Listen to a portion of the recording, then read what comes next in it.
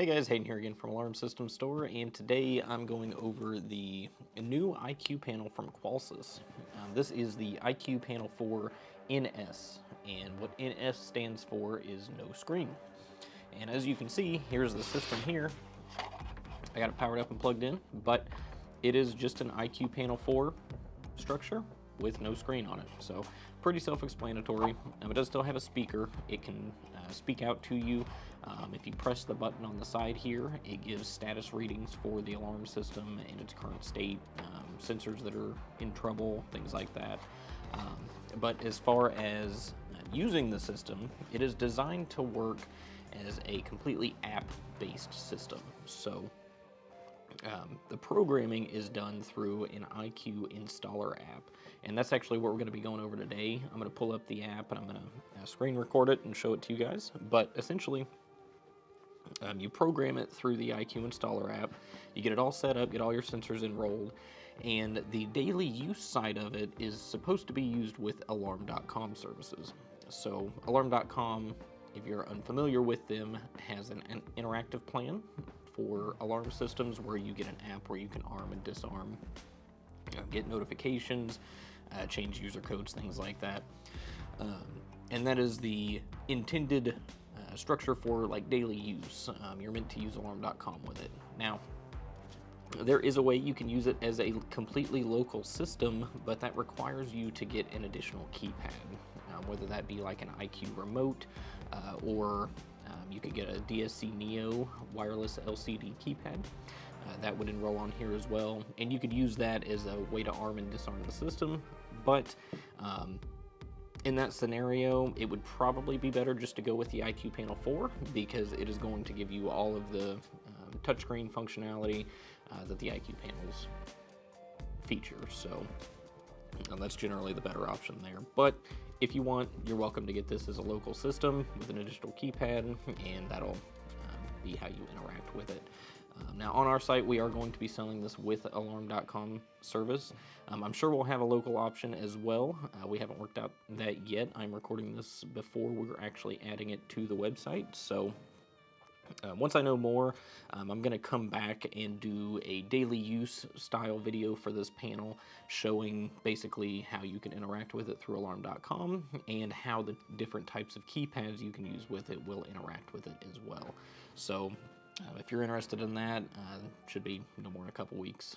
I'll have something like that up.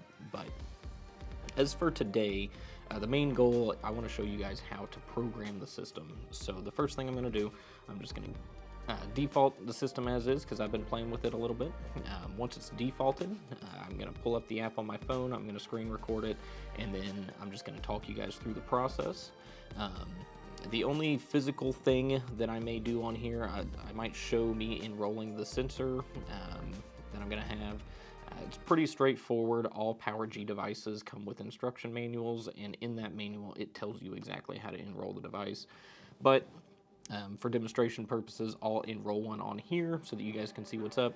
But I'm going to get the app going and get set up, and I'll be right back. All right. Got the IQ4 NS defaulted here, and I got the IQ installer app pulled up. If you guys want to check it out, there's not much you can do without an IQ system to plug into this, but if you just search up IQ installer on Google Play Store or Apple Play Store, it should come up. But essentially, this is what the front page looks like. It just says welcome to installer, and it's got a start button. So whenever you hit the start button, that is where we're going to plug in the panel that we're working on. So up here at the top, you can see it says IQ4NS, and it's got a little picture of where to find the QR code, if you want to scan that.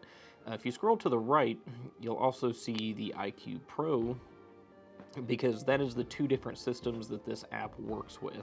So the IQ Pro is more of like a larger commercial-sized hardwired wireless system where it kind of incorporates both. The IQ4NS and the regular IQ4, they're more designed for wireless setups, just to kind of be an easier all-in-one sort of panel. Now, the PowerG wired to wireless translator does work with the IQ4NS. So you don't have to have an iQ Pro to have hardwired accessories for it, but just know that it is by default an all wireless system. So just like the iQ4. So anyway, we're gonna plug in. You can either type it in or scan the QR code. I'm gonna scan it because it would take a minute to type in. So flip the device over here, and here at the bottom, as you can see, there is a QR code. You zoom in on that enough and it will pick up the system, and then you just click continue, and then it will tell you what to do from there. So because this doesn't have a screen, we don't have a manual way or like a normal way to put it into pairing mode so that you could get into it, but it's got a power button right here on the side. I don't know if you guys can see it, but there's a little power button right there, just like the regular iQ4 systems have. You tap that twice, power button pressed for installer app pairing, and then it will let you know what it's doing. So right now it is turning on the access point so that the app can find it. And right there it just told me the access point was on, so we can click continue on here. And you do have to have your location settings on. So I'll turn those on and then repeat. And then if you give it a minute, here at the bottom where it says device to use with iQ installer GA, it will pop up with an iQ serial number, which is the internal Wi-Fi basically of this device. So it can take a little while. That took probably, what, 30 seconds or so. I think the app, because it is so new, it's got a few hiccups here and there. Things are a little bit slow, but not a huge deal. As the app gets used more and they kind of progress it, I'm sure it will get better. All of this right now is still technically in the pre-order stages, so I mean it's very fresh, very new, so it will get updates as time goes on. I'm sure it'll be much faster, more useful, but as for right now, the very first thing that you're gonna see whenever you actually connect to the system is enter your access code. And what that is asking you for is either the master code, the installer code, or the dealer code. Now, with the whatever one you type in, it does force you to change it right off the bat. So I'm going to use the dealer code.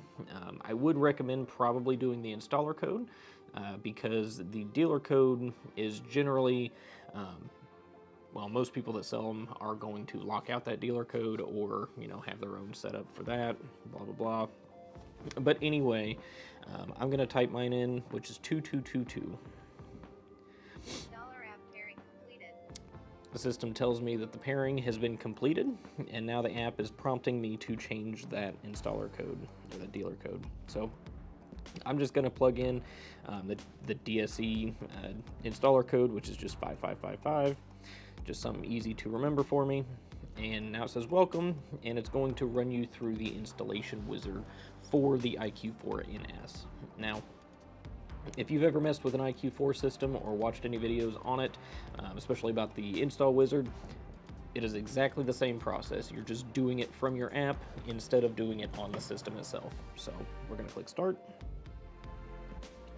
It's going to ask you if you want to pair Wi-Fi. So if you have a Wi-Fi network set up in your home, you can choose whichever one you want. I'm going to choose the iQ Wi-Fi here, and I'm going to enter the password for that. And then up here at the top right, you'll see these two little arrows, and that is how you basically scroll through the different menus of the install wizard. So I'm going to scroll right, and it's going to do a system check. Basically, it checks all the devices, all the modules inside the panel, make sure everything's working. The dual path test probably failed because I'm inside a metal building, so I don't have very good cellular reception. I'm betting the cellular is probably going to fail as well. Oh, it didn't. Okay, so perfect scenario. If you have one of these checks that fails for whatever reason, you can actually go back and force it to redo the test. So whenever it's finally finished, I'll cut to the end of the download configuration setup. Once it's done, I'm just going to click dual path, and it's going to basically rerun that test. So I'll be right back. Alright, so as you can see, my dual path test failed and my download configuration failed. And the download configuration, I think that is going to fail every time unless you have an alarm.com account that's already supposed to be set up for this panel. So, because you can pre-activate these and basically have an account ready for it, and when you plug in that IMEI, I think that is what it's supposed to do, or supposed to connect to download basically any pre-programmed settings or anything like that. We don't have it activated, so this is just a local system for now. That's failed every time I've run it, so I will find out more about that, and if I know more by the time I publish this video, I'll put a little thing down there so you guys can read it. But anyway, like I said, for the dual path test, since that failed, if you click on that, it will open it up and say dual path test failed, dual path test not started yet, property disabled, or no internet. So basically that just means it didn't check positive whenever it checked the cellular and the Wi-Fi card. So we're just going to retry it.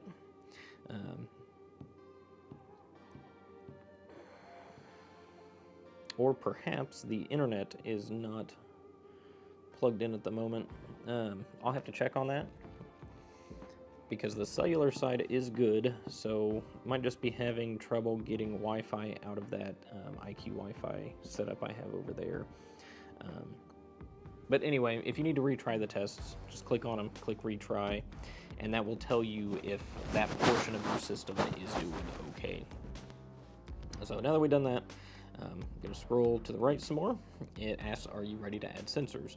So this is where you would add wireless devices. So I'm going to grab one here. I have a recessed PowerG door contact. So this is a style that sits inside the door frame like so, and then the door has a magnet on it, and that's how it actuates the sensor. So if you haven't seen a recessed sensor, that's what it looks like. But anyway, let's get this open, and as you can see on the app, it says press and hold and roll button for 5 seconds on the PowerG devices. Not all of them are exactly the same, but that is essentially the most common method for activating these. You do have to plug in the battery first, so I'm going to go ahead and do that. And like this, in some cases, all you have to do is plug in the battery. And you can see it says sensor 108-2738 is ready to pair. So if you look on the case of the sensor itself, you just make sure that the serial number matches what it shows there, and it does. So we're going to click OK. I'm going to put this back in its housing. Sensor added successfully. And the system will tell me if the sensor was added correctly or not. If it failed to connect, it'll let you know, and you can retry it, etc. But once it is enrolled, you can see down here it says new devices. Each new device that enrolls will just show up like this. It's just going to be, it knows it's a door or a window contact. You actually have to go in and configure that item. So when you click on it, it's going to, it's letting me know the door contact is open because I don't have the magnet next to it. So anyway, whenever you get in here, double check serial number, make sure it's showing the correct type of sensor. This is a door and window contact, so that is correct. Sensor name, you can update that. You can type in whatever name you want, or you can just use one of these pre-made values. I'm just going to select front door, click the back button. Sensor group. Now, this is where you'll need the IQ manual to be able to see all the different, what each of these different definitions do, but this sensor group setting essentially controls how this sensor operates. So, entry-exit means it is a door that will trigger the entry delay when you walk into it. If you set it as instant, it will always trigger the alarm, period, whenever the system's armed. Away instant, there's follower delay, there's a bunch of different options. Look through the manual, see which one you want to use. I'm just going to set it as an entry-exit with a normal delay. You can change the different chime types if you want. Just like with the regular IQ, you can turn on and off voice prompts, and it will tell you that it is a PowerG source, which means it's a PowerG sensor. So that is all correct. So we click save. It'll let you know that it's been updated correctly, And then whenever you're done with sensors, this is the only one I got, you just click Stop Auto Learn. It asks you, are you sure? Click Yes. And on this page, it doesn't make it look like we've done anything, but at the bottom, you can see this View Sensor List option. If we go in there, we can see all of the devices that we added. If you need to add more, just press the plus down here at the bottom. It'll turn on the auto learn process and you can go from there. Once you're done, click the right arrow again. Now, the next page is going to be Z-Wave devices. So if you have Z-Wave that you want to hook up to your IQ panel, you can do it from this page. It is exactly like Enrolling Sensors, except for you are triggering the Z-Wave devices and the panel searches them out. So we're going to skip that because I don't have any Z-Wave devices to enroll.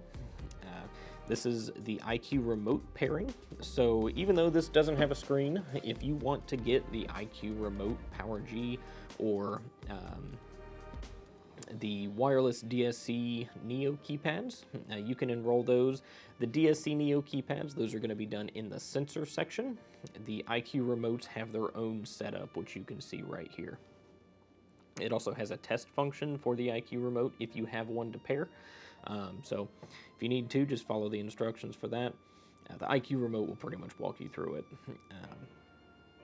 And now the next page is users. Now this one you might want to stop and check the user list because there are some default codes plugged in here. And the only reason I can see all 4 of these default codes is because I use the dealer code to get in here. If I had just used the installer code, I would basically see from the installer code up. If I just use the master code, I would just see the admin and the duress code. So depending on what level of access you sign into the system with using the app, that allows some extra features. So like the dealer has the most features, installer has the second most options, and then master, that is limited to only user side interactivity like changing the Wi-Fi password or I think you can test sensors and Z-Wave devices with it. But anyway, if you need to add user codes, you can press the little plus button down there, or you can go in and adjust any of the user codes that are already in here. So like, for example, if I wanted to change the dealer code again, you can plug in a name for it if you want, but the user code currently is the 5555 that I plugged in. So if I wanted to reset it back to the default, which is 2222, I can do that right there, then click save up here at the top. There we go. Now, once you're done adding users, feel free to just click the right arrow. Now, this dealer name, phone, and web, generally you want to plug in your service provider's information here. And the reason for that is because if there's ever a problem with a sensor or the system or the service or whatever, this gives you just a point of contact so that you can reach out to whoever's providing your service. Now, if you're using a local system or we are your service provider, I would plug in our information here. So it'd be alarmsystemstore.com and then our phone number, website, whatever. And basically that's just for you guys so that you have quick access to somebody to contact if you ever need it. So once that's done, it's going to ask if you want to check for updates. Now, I would recommend doing this, but as things currently are, every time I run this update page for this panel, for whatever reason, the app locks up and I have to back out of it and basically go all the way back into it. So I'm going to skip this for now because there is another section that we'll get to where you can do those updates. So you can skip this and come back to it later, but I would highly recommend updating your panel to whatever the latest firmware is. So just whenever you're finished with that, if you run it, just click the arrow at the top and click finish. And then you're going to get taken to essentially the dashboard for the IQ installer app. Now, as you can see, there's not a whole lot going on here, but that's because we don't have a whole lot on the system. So up here at the top, if you press this drop down arrow, it will tell you the status of the system pretty much. Shows the current software version, shows where the battery status is at, Wi-Fi is not connected, so that must have been the issue with the dual path test, so I'll check on that here in a bit. Cellular data, we have 1 bar, and like I said, that's because we're in a metal building, so cellular is hard to get down here. And then it shows AC is connected, so it is plugged into the wall, it's charging the battery. Down here at the bottom, devices info, you can check on your devices, so Power G right here shows the front door that we enrolled. If you go back, you can click on Wi-Fi devices. Now, because the Wi-Fi is not connected, it's not going to show anything, and we don't have any Z-Wave devices. But if you did, it would show status for those devices and your connected Wi-Fi down here at the bottom. Now, if you need to adjust things further on the system, if you need to adjust settings, down here at the bottom left is Config. Now, that is where you're going to find the majority of the settings for the system. So I'm not going to go through everything here because there's a lot of different settings that you can change, ways you can alter how the panel works, things like that. I'm just going to kind of give an overview of the different sections. So user management, that one's pretty simple, straightforward. Users, if you need to add or remove users, that's where you do it. Installation is where you're going to find the bulk of the settings for how the panel operates. So you can change the delay times for like the entry and exit, normal and long delay. You can change siren settings. You can change arming and disarming settings, all kinds of stuff. The About page, that's going to show basically, you can get status on battery level. You can check the software version of your panel. If you click hardware, it gives you a bunch of different serial numbers and stuff. So if for whatever reason we have to get a hold of Qolsys, this is the kind of information you would give them so that they can help you troubleshoot, so on and so forth. It tells you about the panel. Now, dealer branding, that is what you plugged in a few minutes ago. So you can plug in even more information here, so you can go back and redo the dealer name. There's multiple taglines you can give, phone, email, website, the whole bit. You can reboot and power down the panel. Now, I will say whenever you go into these options, there's a checkbox here at the bottom. So don't forget to check that on to tell the system that, yes, I'm sure this is the action I want to perform, and then click reboot. You can change the Wi-Fi settings, sound settings, and this here is where you can upgrade the software. So whenever I've done it from this menu, it's worked every time. It's just that installer wizard menu. Again, by the time this video is out, if there's a fix for it, or if I figured out how to do it properly, I'll put a little note down there at the bottom of the screen so you guys can see it. And then there's also a partitions button. So partitions, you do have to enable them on IQ panels. Partitions basically just means you can have sections of your system operate independently. So I can have 10 sensors in that portion of my house that arm and disarm separately from 10 sensors that are on this side of my house. It basically just splits your system into multiple smaller systems. Most people won't mess with that, but that is where it is located if you need to. And that's pretty much it as far as what's available on the app for settings. The other settings would be changed via alarm.com if you have that set up on your panel. This page that I'm on right now, if you go all the way to the left, is events. So this will tell you everything event-wise that has happened on the system. So you can scroll up and down through that and check it out. But basically, everything we did, we powered it up, we plugged the AC in, and that was over the weekend, so it was ready for today, and not networked. That was probably this being enrolled, and then it connected, then it showed active, front door sensor, yep. And each of these events you can click on and get more information, so on and so forth. Pretty straightforward. Now, going to the right, here at the bottom is tests. So you can run all the different tests for the system. You can run a Wi-Fi test to make sure your Wi-Fi is connected, cellular test, Z-Wave test. If you do like the Z-Wave and the Power G tests and things like that, basically you choose what sensor you're going to check out. Here, I'll just run real quick. So this is the front door. You choose which zone you're going to run the test for. So if I run the front door Power G test, it takes about a minute or so to complete, but basically it's just checking to make sure that there's nothing wrong with the sensor, for one, and for two, that they can still talk. So once that's done, I'll be right back.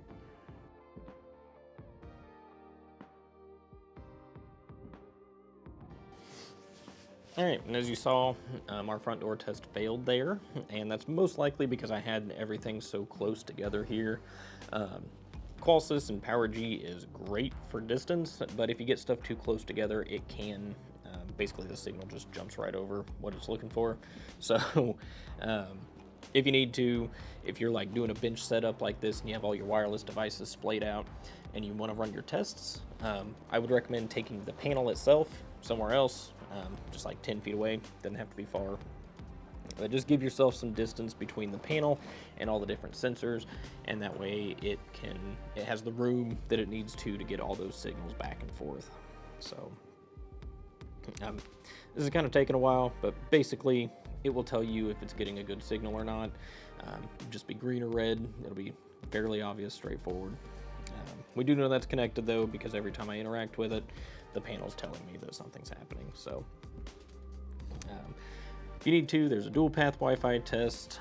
You can test all the daughter cards in the panel, which this one only has the PowerG, like I said, so it would be PowerG, Cell, Wi-Fi, and Z-Wave. So still 4 tests that it needs to run, but still. Then you can run a panel test, which panel test just kind of goes through and checks status for all the different functions that the panel can do. So you can run an arm and disarm test, you can run a battery test, LED test, which is the LEDs up here at the top, so on and so forth. But moving on, here at the bottom right of the app again, there's a settings option, and that is for this app. So you can change the language, you can change the theme. I guess I have the dark theme on, the temperature scale, whether it's Celsius, Fahrenheit. You can also get, this is also where you disconnect from the panel. Honestly, I just closed the app. That's a little bit quicker and easier for me. But if you want to, there's a disconnect button there at the bottom. And now, that is not what I meant to do, although I did want to show you guys that. All right, so up here at the top, if you go to the dashboard, the icon on the top left doesn't do anything, but the little pencil-looking thing with the sparkles around it, if you click on that, that actually runs your install wizard again. So if you're having trouble and you can't quite figure out in the settings what you want, where you need to be, but you just like need to enroll a sensor or something, you can go back into the wizard and you can actually choose. You can just scroll over. You can actually just scroll over to the portion of the install wizard that you need to set up. So I'm just going to exit that wizard real quick. If you go to the tests option, top right gives you a search, so you can search through the different tests that you can run on the system. Under config, same thing applies. If you need to search for something in the app, like like delay times, if I want to change delay times, there. So as you can see, if I type in delay, it brings up all the options available for me to change in this page right here. So if I wanted to change the normal entry and exit delays, I could just click on that. It would let me adjust the values and then save it. And that's pretty much what every other page does, except for the events page. This actually brings up a filter so that you can search for specific events. So you can go through, and if you just want to look for troubles, just check mark the trouble, click apply, and the only trouble we had was that being tampered, because I had it out of its case and it gave a tampered condition. So but other than that, there's nothing really more to talk about as far as the installer app goes. At this point, you would just go about using your system as normal, or if you want to hook it up to alarm.com, that's where you're going to get a little bit more of the feature set. And like I said, we're going to come back and do a video on what the system looks like when you just use it locally, and then what it looks like when you use it with alarm.com. So once I do that, I'd say a couple weeks, give us some time to play around with it and get it set up properly and all that. But we'll be back to do a video on that. But yeah, otherwise, that is the IQ4NS. The system, through the app, like I said, if you use the alarm.com setup, you don't have to have a keypad at all. Now, that might be a little weird to some people. I personally think it's a little weird myself. But, I mean, the world is going to a more app-based life, essentially. So, I mean, if you're comfortable using 2 apps to 1 program and 2 use your system, the IQ4NS is a perfect panel for you. It's much cheaper than the IQ Panel 4 with the touchscreen on it.